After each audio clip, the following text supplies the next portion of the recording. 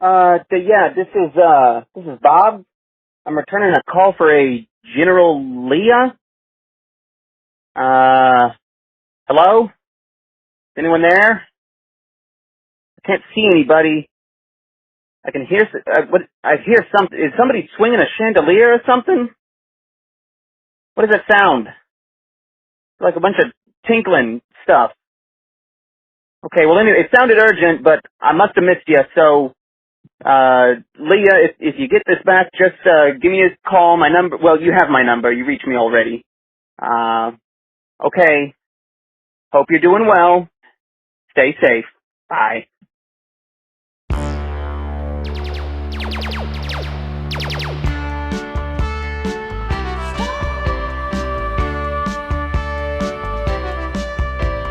Hey there, welcome to another episode of the Star Wars Minute. It's your daily podcast where we analyze, we scrutinize, and we celebrate The Last Jedi one creditable minute at a time? Nah, not quite. But anyway, I'm Alex Robinson from alexrobinson.fun.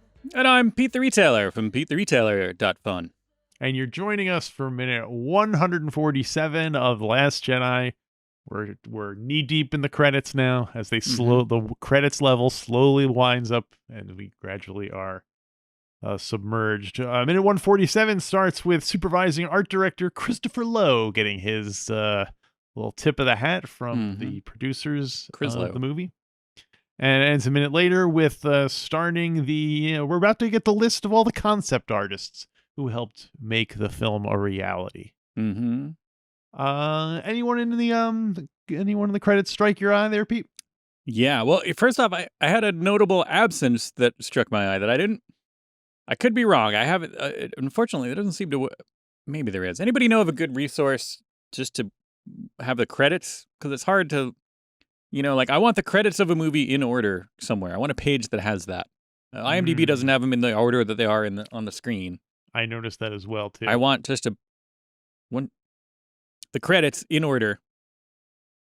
Maybe there should be a page that we start, and each one links to their IMDb page. But yeah, there you go, $1 million idea right there. Mm-hmm.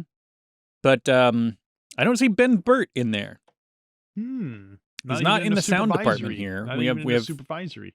We have Matthew Wood. I thought he had moved on to editing. Yeah, but I didn't. Maybe I'm wrong. Maybe I missed him in the editing department. But I didn't see a Ben Bert, and I could be wrong. Oh, farewell, Ben Bert snuck out without us even noticing. Silently. But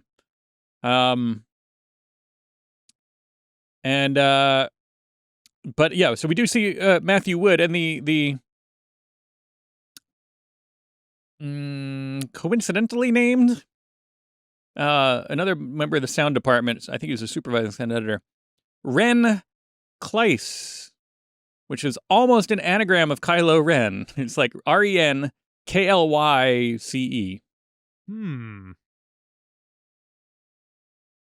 Are you saying that he's really an undercover boss? That it's Kylo Ren as an undercover boss? It could be. Because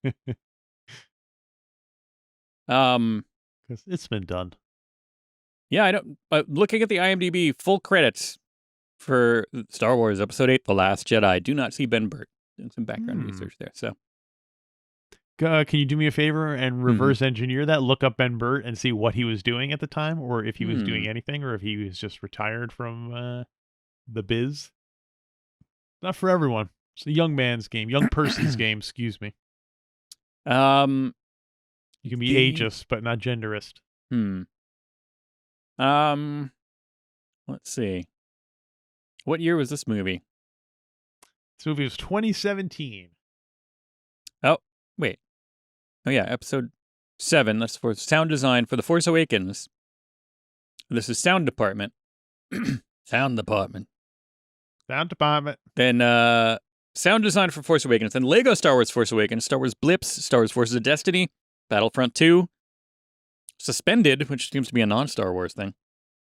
What? Star Wars Jedi Fallen Order. And then Rise of Skywalker, Jedi vocal design. Oh, so no, you just skipped this one. But let's see what else maybe that's why it was so controversial. People didn't even realize, but it was like on a subliminal level. Oh boy, editor. his last 3 credits as editor: Attack of the Clones, Revenge of the Sith, Red Tails. That's it. Get out of my editing room. Can't blame him for Red Tails. I'm not blaming him for anything. I think he was wonderful. Well, I haven't seen it, so maybe he did do a poor I job don't know. editing it. What year was this again? Did we just say that? 2017. Yeah. It's not. No, let's see. Story by Ben Bert for Treasure of the Hidden Planet in 2004. That's in writing. And he wrote some episodes of Droids, a TV series. I didn't even realize that. That's all on the Disney Plus now. We got to go watch that. Yeah. Um, He's got his hands in all sorts of space director. pops. He wrote and directed Adventures of Indiana Jones, Attack of the Hawkmen. Please tell me that's a Flash Gordon crossover. Oh, and he was the voice of Wall-E. Forgot about that.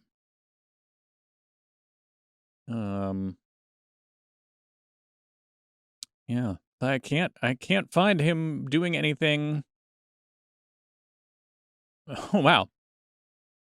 Here's a weird uncredited for the lyrics for Ewok Celebration in Return of the Jedi and Mystery Science Theater 3000 episode At the Earth's Core 2017, where apparently they referenced Ewok Celebration. Wow. I don't know. Yeah, I can't find much of. Sounds like he's taking it easy. Sure, why not? So you know who wasn't taking it easy? It was the filmmakers responsible for the top 5 grossing films of 2017. Do tell. 2017. I can't even think of what. I was going to say, do you want to guess? Do you want to guess any of them? But I can't even see. This is the. I don't think you'd be able to get a single one. I'll give you this clue. That year, no movies in the top 10. It took the top 11 movie. How do I phrase this? The top 10 movies were all sequels, reboots, and remakes. Sure. That also makes it harder to pin down because it's like, what year was that one? Was this one? I have no idea. Was there a? So let me say, was there a Mission Impossible? There was no Missions Impossible. Was there a Fast or a Furious? Coming in at number 3, The Fate of the Furious. The other movies, other than the number 1 movie, the other movies are all combinations of live action and different permutations of CGI and live action. What do you mean? Like together? Yes. Number 5 is the Jumanji Welcome to the Jungle. Oh, okay. Movie. So no one would ever. Number 5 top grossing movie. That was the number 5 top grossing movie. Did we not put out any movies that year? It does not get any better than that. Oh boy. Number 4, Despicable Me 3. Number 3, the aforementioned Fate of the Furious. Number 2, the live action Beauty and the Beast. And then coming in at number 1, Star Wars Episode 8, The Last Jedi. So really strange, box office there. Very strange, depressing box office. I'd go so far as to call it.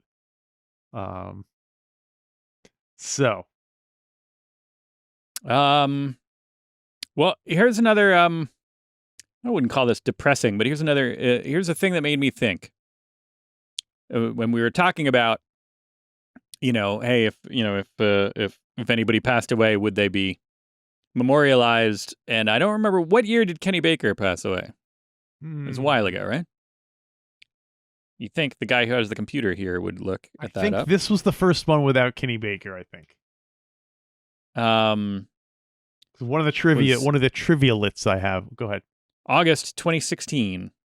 So he passed away. Oh, August 13th, 2016. That was just not too long ago.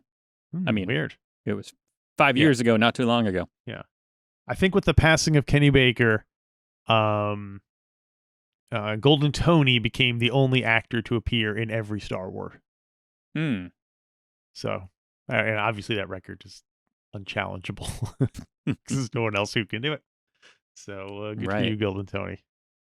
Yeah. I mean, it's tough to even think of someone, even if like Junus is like, yeah, you know what, I'm totally committed to being. Do you think he could? Do you think he could be in? Or if they could special 11? edition him back in. Do you think he could be in 11 films? How many is he in yet so far? I'm I'm assuming he's the 4, one with the next closest shot. Although Warwick Davis. Oh yeah, Warwick Davis, I think, has been in all of them except the first 2, and that's they could special edition him in as a Jawa and an Ugnaught or something. Right. Or just make more movies in the.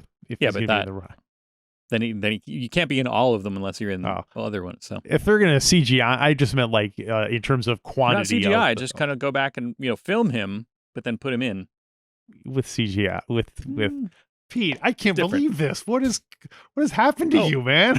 I'm not saying Hey, I've said before, he can totally you can make all the changes you want as long as the original is available. Yeah, I agree.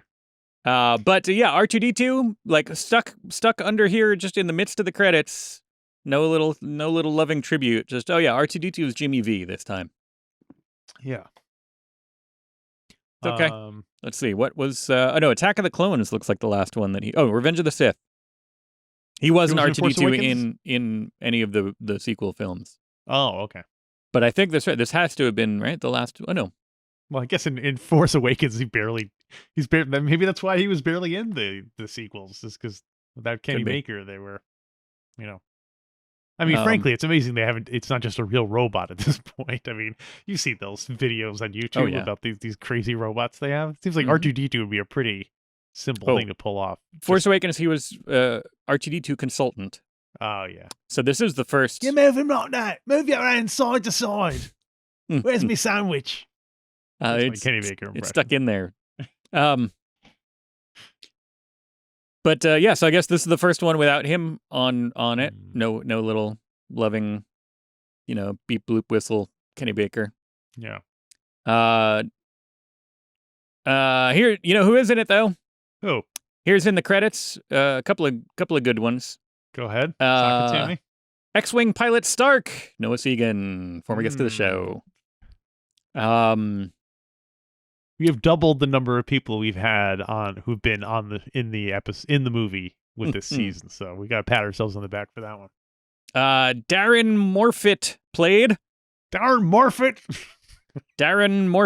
transport deck officer. Mark Hamill as Dabu Skay. Of course, the casino alien. Slow and Low, voice, of course, by JGL, Joseph Gordon-Levitt. It's nice to see some of the, Mike Quinn as Nine Numb, and Tim Rose as Admiral Akbar. Oh my gosh, I have a super sad story to share with you. Oh no, about Tim Rose. Okay, the actor who played Admiral Akbar. Sure. He was apparently quite frustrated and disappointed with Admiral Akbar's off-screen, dismissive. And I guess sometime after the movie, someone was interviewing him about it, and he said it was my last day of filming, and they said, Tim Rose, come over here. And he's like, he assumed they were putting together thank you for being a part of Admiral Akbar for all these years and making the character and all that stuff. And they wanted him to hold a sign saying it's a wrap, because it was his last day of filming. So it was him holding the sign saying it's a wrap. And he was so hurt by this. He's like, the fact that not only was I not getting any thanks for doing the character, but the last thing was just some silly joke before he was thrown in the box forever. And apparently what he was saying is with tears in his eyes. Oh boy, according to the person who transcribed it. So that's really, I mean, it's hard to know what to stand on that one, because on the one hand you feel bad for him, but not that you were just a puppeteer, but yeah, it's a puppet. And it's, and You're the puppet. yeah, if it wasn't for the memes, we wouldn't feel that bad. Right. Yeah. And I can't help but wonder if Tim Rose was maybe even relishing, not, he liked the attention that people were paying, and since people were using the death of Admiral Akbar as something with which to beat this movie, Right. like getting a tearful interview with Tim Rose talking about how betrayed he felt is definitely gonna rally up the anti Right. Last Jedi crowd. So Right. maybe take with a grain of salt. Well,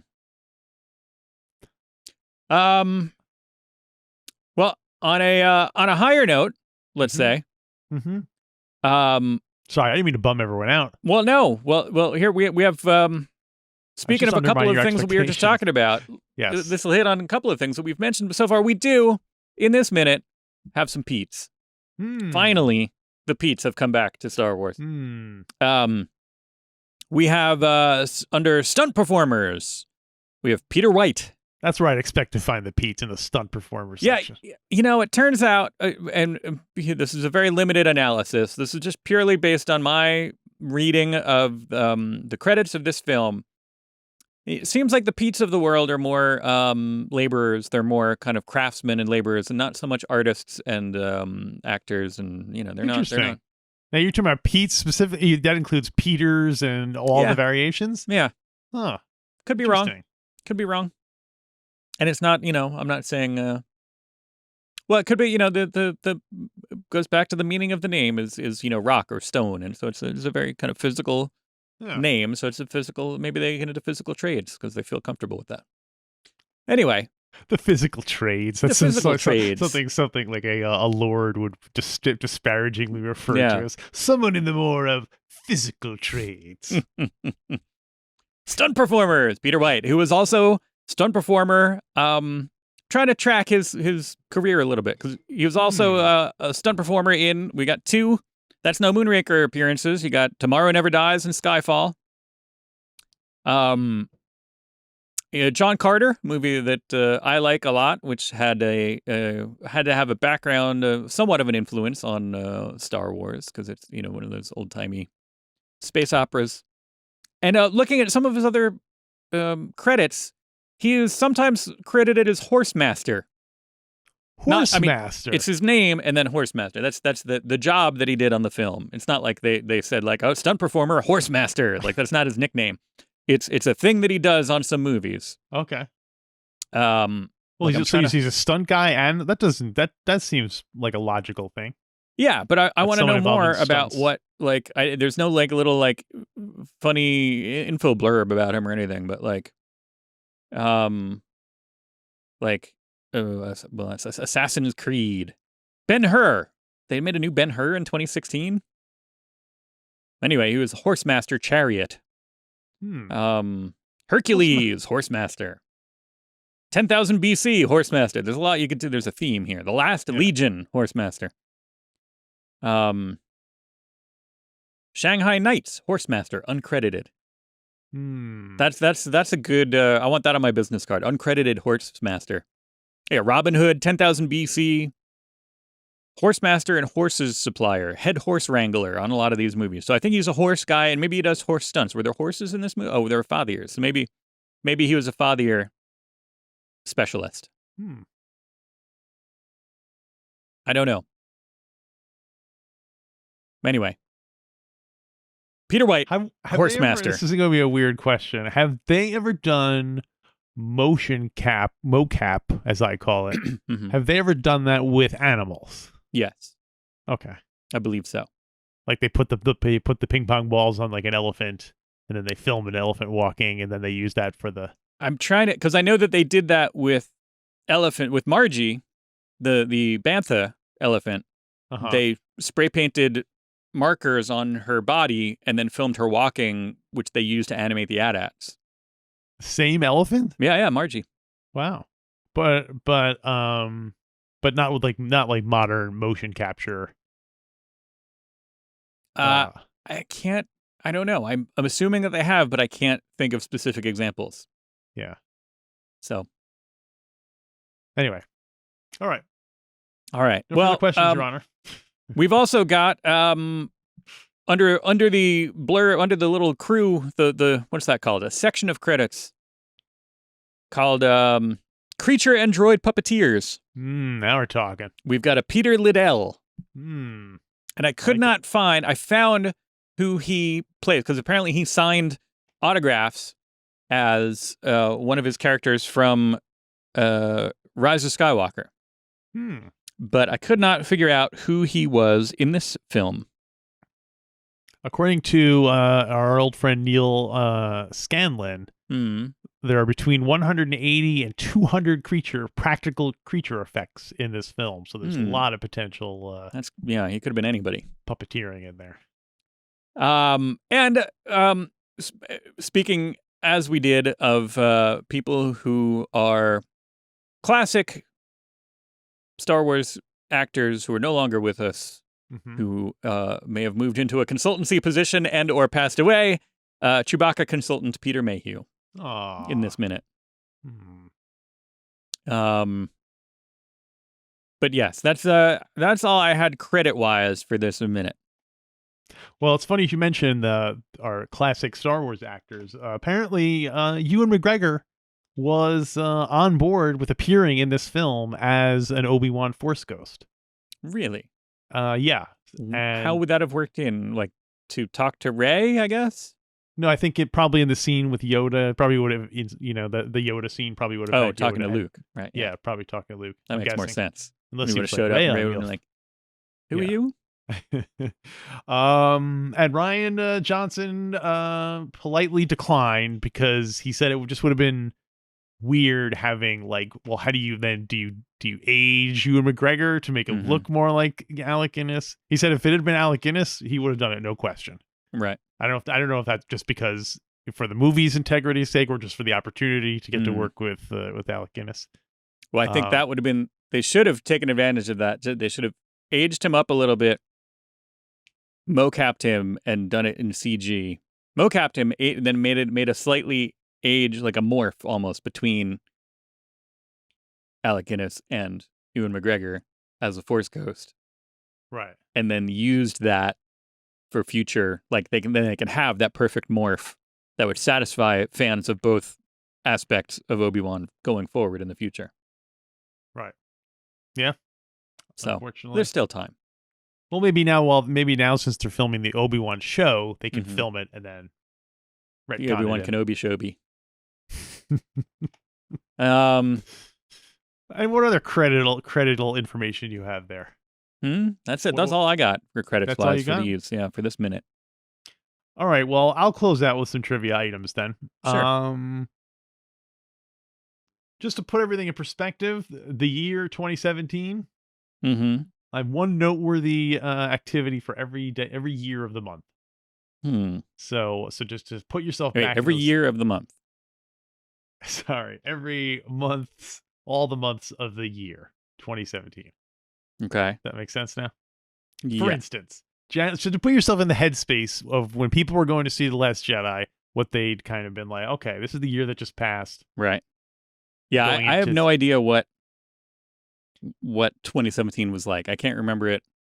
Well, I'll tell you, it started off with great you and I on a cruise to Mexico together on the Fan 2C cruise. That is correct. I can remember that now. January of 2017. Right, that was also, inauguration. Yeah, corresponded with the inauguration of the 45th President of the United States, Donald Trump himself. You and I were far away from the action and hanging out with Father David. Yeah, Father David. We had, let's see. We had talked to, what was it, Eric Zala from Raiders? Mm-hmm. That's right. And Jen Heddle from Lucasfilm. From the Lucasfilm books? Not Jen Landa. Jen Landa is Force Center and Jen Heddle is Lucasfilm, right? My Star Wars gens sometimes get confused. Yes. Charles Soule. Charles Soule. And I can't remember his name now. Oh no. Phil Noto? No, we talked to Phil Noto. Was Phil Noto on the show with? Oh yeah. Was Phil On the Noto cruise? on with? Oh, yeah, that's right. All right. Stranger Things. Randy Havens. Randy Havens. There you go. Yes. The name was escaping me. He was a very nice guy. Yeah, We not a talked to comics him guy. a bunch, and he was good on the show, and I could not. His name was escaping me. Yeah. Randy Havens. So that was, and of course, you and I have always generally considered that to be one of the, not the being on the cruise, but in terms of the content, that was among the lowest points because we were doing the Droid Factory of January Yes. on the cruise. So, Right. I feel like that was that before or after the week with Josh, right in the middle there, because I remember that was the. I don't remember.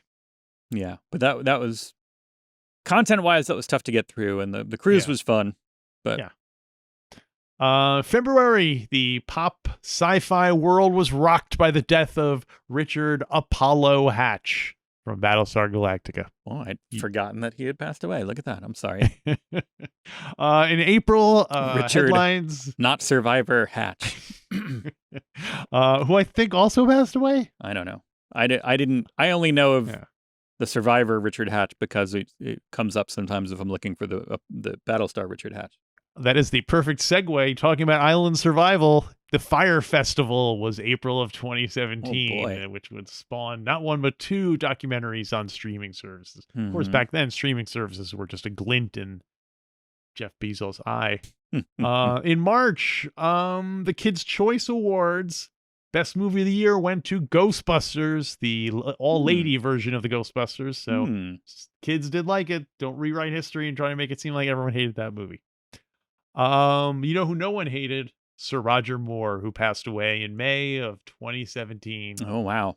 Did not live to see The Last Jedi. Go on. Now that, well, let's see. Three have passed, right? No, two have passed. James Two Bond? of the James's Bond. Roger Moore, obviously. Right. Lazenby is still around? Or did I? Don't have that information here, unfortunately. Because I feel like he would have. Yes, he is an Australian actor and former model. Got it. I feel like Roger Moore would have been he would have been a good bet. Well, Sean Connery has a connection with Harrison Ford. Like, I don't know. It would have been interesting to get a James Bond into a Star War, fulfilling our who was he in James Bond or Superman. We can't get Christopher Reeve. We can't get maybe we can get was it Ruth? Brandon Routh? Routh? Oh, right. The Superman Returns Superman. What about a Star Trek person? Different. Too close. I want thinking about who the best James Bond to be in a Star War would be, which is probably something that we should have talked about on the episode of James Bonding that we did. But I feel like Roger Moore would have been a good. No, he was getting up there though by the end, huh? Well, let's suppose you could put them at their peak. Let's say you could computer generationally put in, say, what would you say? Would you say Live and Let Die is peak Roger Moore? It's tough. I don't know. But then, because that cheats, because then do you want them in that era of Star Wars? You know what I mean? Not I don't know. I want Roger Moore as like a Clone Wars officer. I would see Timothy Dalton should be in a Star Wars coming up. Well, he should totally be in a Star Wars, right? It seems like. Agreed. I think he's the next best, and like I think Pierce Brosnan. I don't know. Timothy Dalton would be down. He would be more of like a not quite a cameo role, but almost like like Terrence Stamp or Justin Theroux. Well, or Richard E. Grant or something like that, where he's just, he plays like an officer or somebody official doing something for a little bit.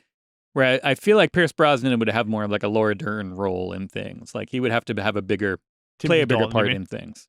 Timothy Dalton? Yeah, no, Timothy Dalton would be, but Pierce Brosnan, if he were going to be in it, I feel like he would need he would bigger demand part. more. I feel like he's bigger dude, you totally should have them do something where they like either get mistaken for each other or they're one is like impersonating the other one. Like, oh, we need you to impersonate this Imperial officer, and it's Look, I look Pierce nothing like him. Brosnan, and we have Timothy Right. Dalton imitate. Oh my gosh, that'd be so funny. Now, of course, this is where everybody's been yelling at us for 5 minutes, telling us that, of course, Daniel Craig played a stormtrooper, but that's not what I mean. You know what I mean? Come on. Mm-hmm. I'm mad that you even brought that up. Not you, Pete, the listener. Yeah, the listener I know. brought that up. Don't come mad at the listeners. Come on. Okay. So where were we? June of 2017, the DCU was bolstered by the appearance of Wonder Woman. A kind of a surprise hit for the Amazon Princess. Did you ever see Wonder Woman 1984? Wonder Woman 1984? No, Yeah. but you know who was a stunt performer in Wonder Woman 1984? Peter White. Peter White? No way. With horses? No, just stunt performer. So maybe, were there horses in it? Also, Tenet. Were there horses in Tenet? Yeah, I never saw Tenet. No, me either.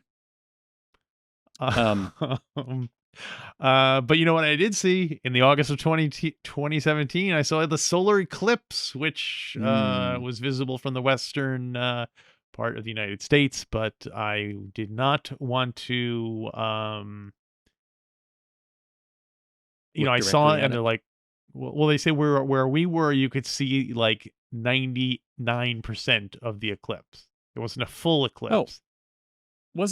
Wait, I was here, I think, in Los Angeles for that. Were you? I want to say I was. Anyway, I want to say, because I remember being in like a diner. It was like during the middle of the day, right? Well, yeah, it was like 11 a.m., I think. Yeah. Something like that. Yeah, so I was like getting brunch. Oh, weird. So it was a partial eclipse where you were. And there was a bunch of people that kind of stepped outside to try to see if they could, but it didn't seem like much. Yeah.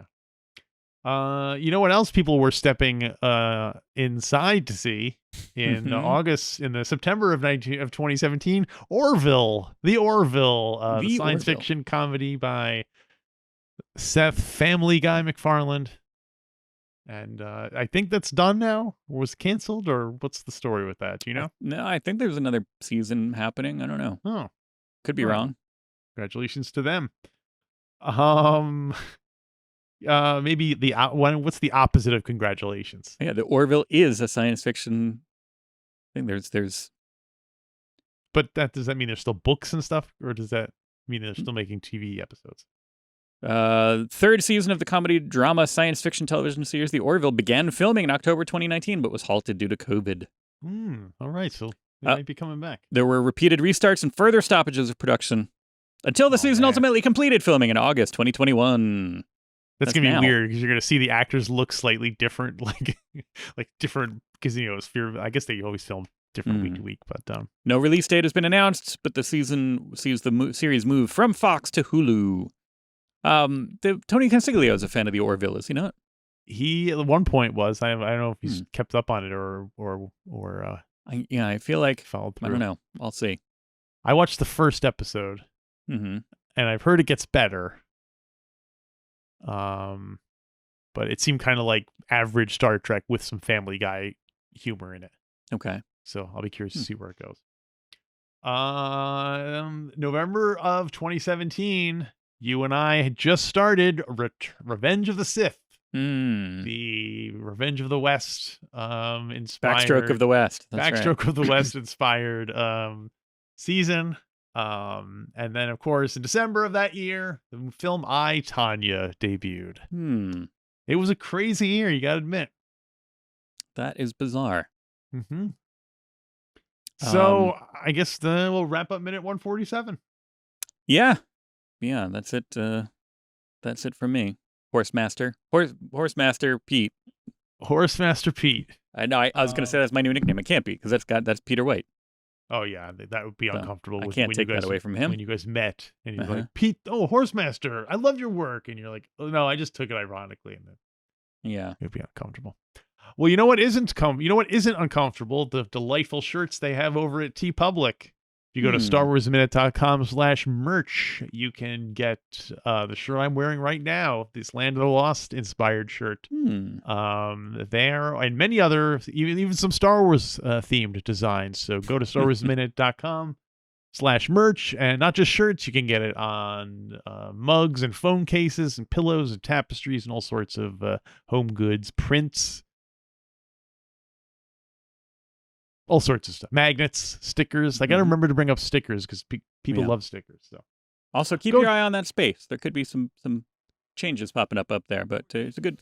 No matter what, it's a good link to go to get to where you want to be to get stuff. That's true. Feelings change, seasons change, and where that link takes you to will always change, but you'll never change here on the Star Wars Minute.